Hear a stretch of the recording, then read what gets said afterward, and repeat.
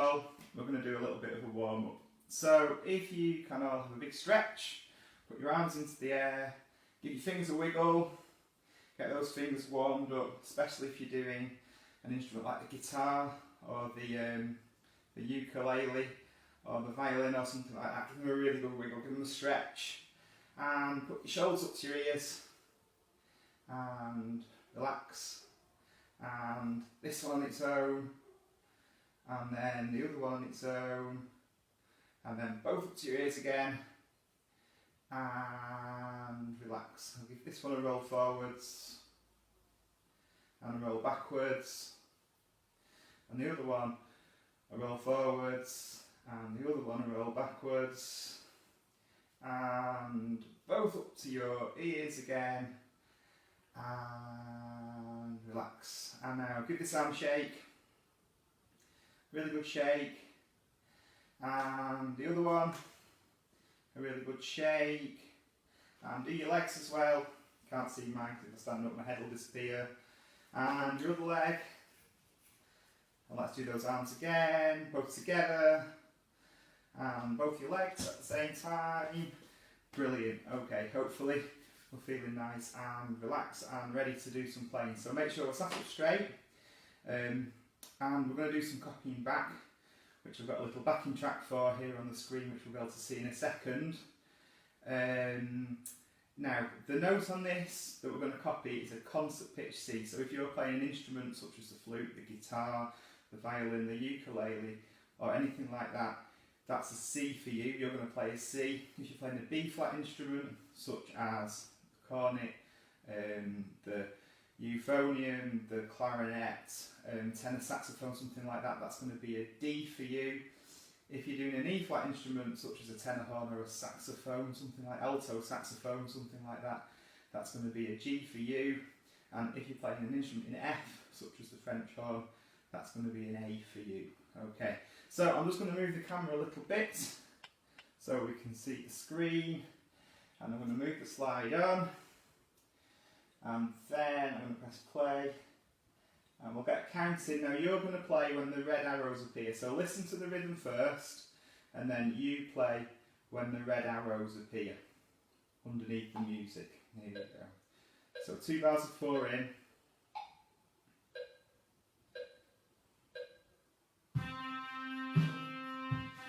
So now your turn.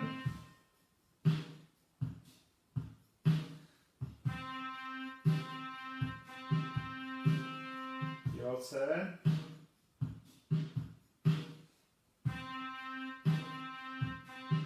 And off you go.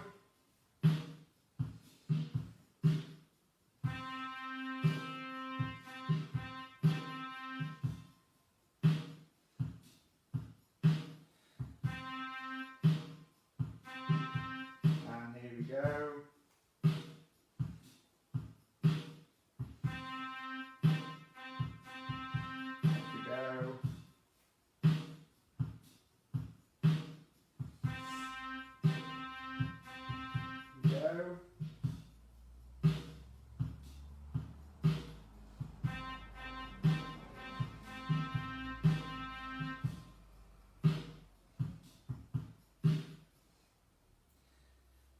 Okay, brilliant, well done. Hopefully we're all feeling a little bit more warmed up now and ready to do some blues.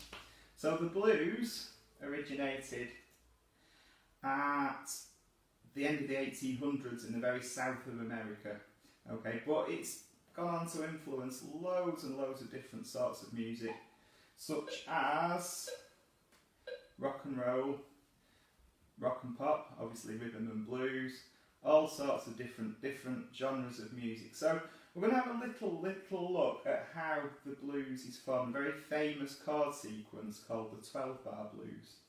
So I'm just going to move over this way. Now don't worry if this seems all very complicated, we're not going to dwell on it, okay? But these are the chords here for the 12-bar blues. So if you look at the top, we've got our scale. If you look at the bottom notes, C, D, E, F, G, A, B and C. So if you're one of those people who's done a couple of grades, grade 1, 2 and 3, you'll probably recognise that scale. And on top of each of the bottom notes, we've built a triad. So that's just the third note and then the fifth note above. Underneath, this is the chord sequence. So if it says 1, chord 1, then that's the first one here. And then we go to chord 4, so we go to this one that's built on the F. And we go back to chord 1, which is built up on the C. Then we have a chord 5, a chord 4, and 2 chord 1. So as you can see, there's 1, 2, 3, 4, 5, 6, 7, 8, 9, 10, 11, 12 bars. So I'm just going to play those chords on my guitar to give you an idea of what they sound like. So if you play the ukulele, the guitar or the keyboard, you can have a practice at playing these chords. You can probably come back to this video. So we've got 4 C's, and we've got 2 F's, then 2 C's, then a G, then an F, then a C. Okay, so as you can hear, you might recognise that chord sequence a little bit. To make it a bit more bluesy, you can add a few extra notes and a bit of rhythm.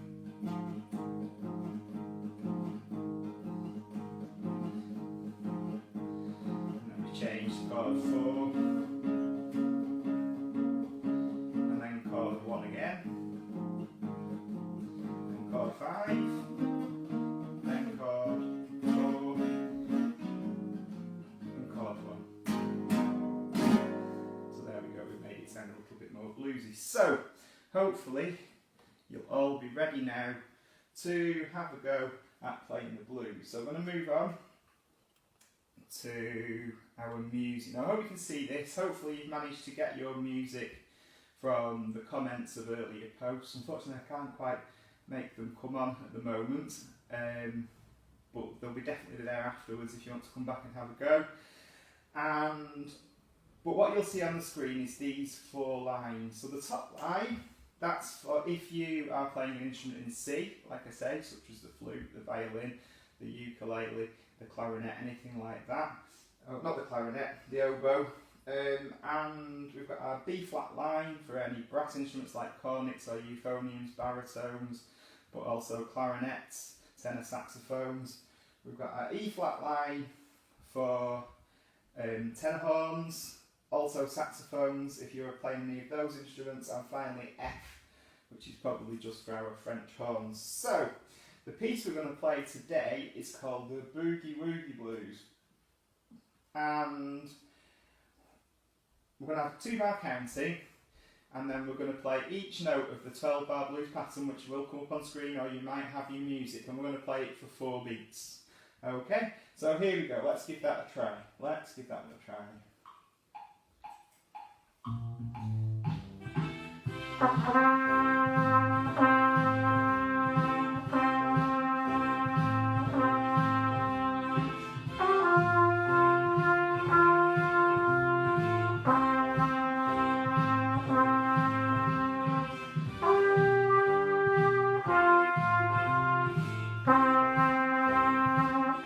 Now we do it again.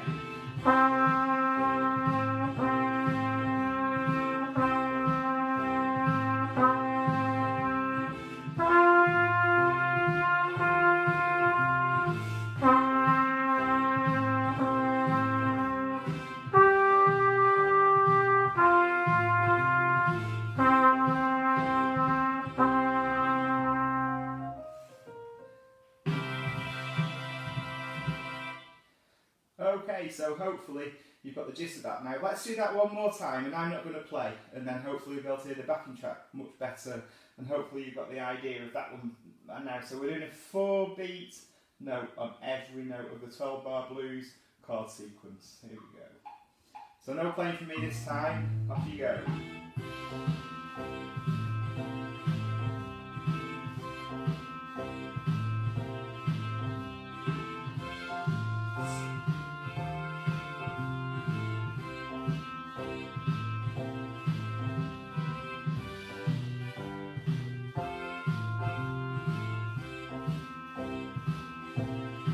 And one more time.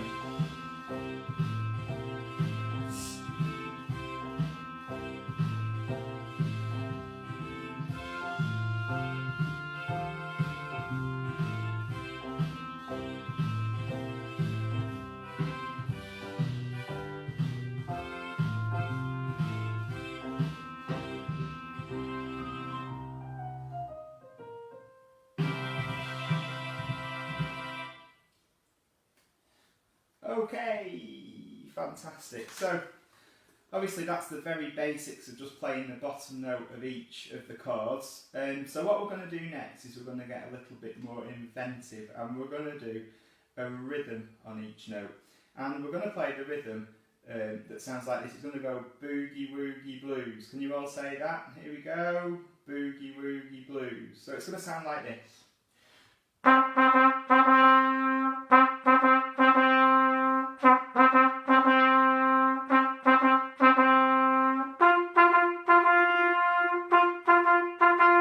And so on. So you're just playing that same rhythm on each of the notes as we go along. So here we go. Let's give that a try. So we're going to play it again from the beginning, but this time we're using that rhythm. Let's get it back right to the start. Here we go. I'll play along first time.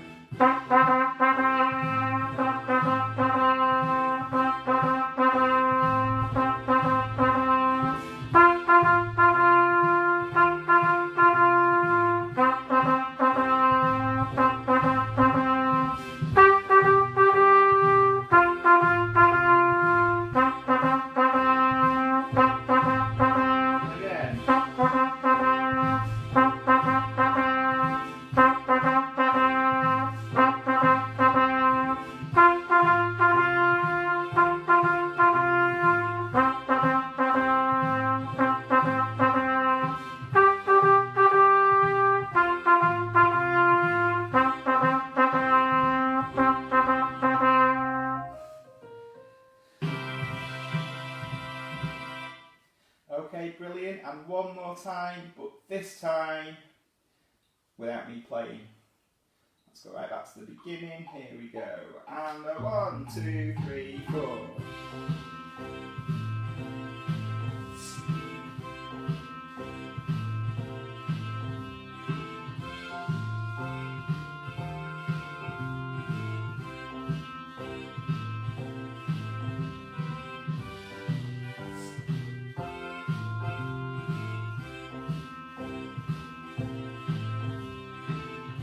One more time.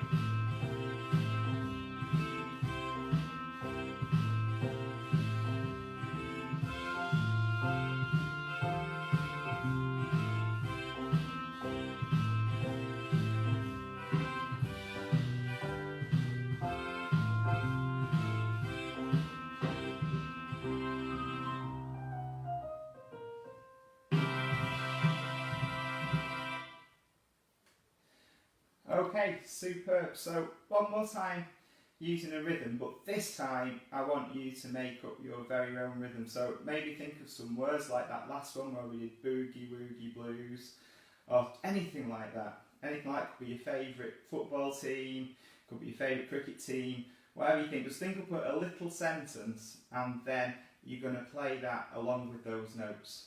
Okay? So, good stuff. Hopefully we've thought of one. So we'll move back over here.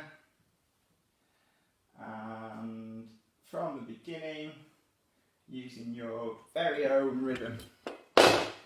That's just falling over. There we go. From the top, with your very own rhythm. Off you go.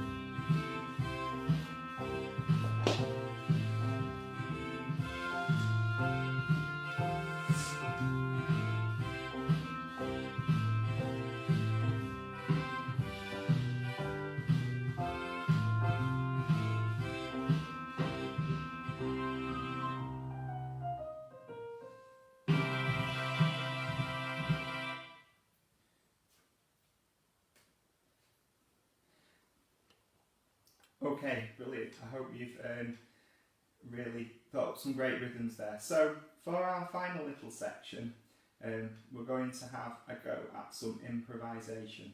Now, improvisation is when you make a little tune-up over the backing track all on your own, but this time we're going to use some certain notes. Now this is called a major pentatonic scale, which sounds very complicated, but all a pentatonic scale is a scale with 5 notes. Okay, so we've got them here. If you're playing guitar or ukulele, you're in this corner over here. Okay, so you've got your tab there as well. If you're in C, up at the top, B flat, E flat and F. Now don't worry if you don't know all these notes, because you can just pick some of them. But as a little demonstration, obviously I'm going to play on my trumpet, so I'm going to do this B flat version here. And we'll start the backing track again, and I'll just do a little improvisation using those notes. Here we go.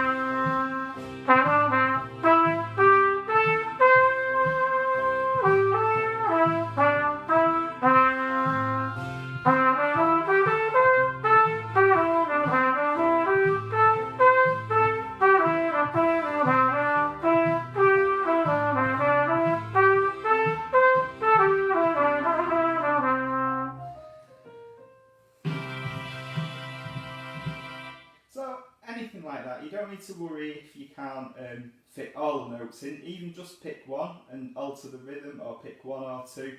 They should all fit all the way through. So why don't you have a little go at that yourself?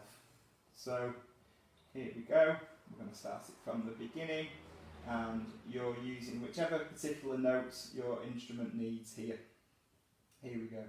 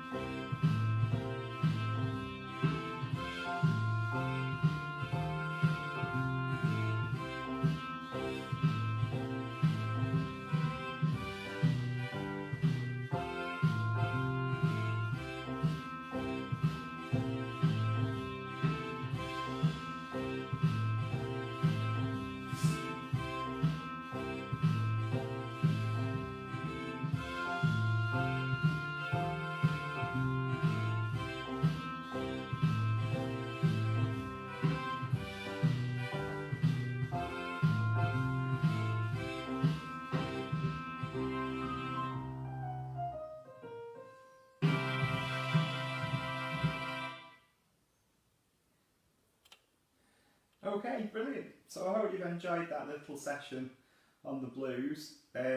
All the music, all the parts are available on the Music Service Facebook page, and also I'll put up the link to the YouTube video for the backing track. So hopefully you can all have a really good go at doing that at home yourself. So have a great weekend, and hopefully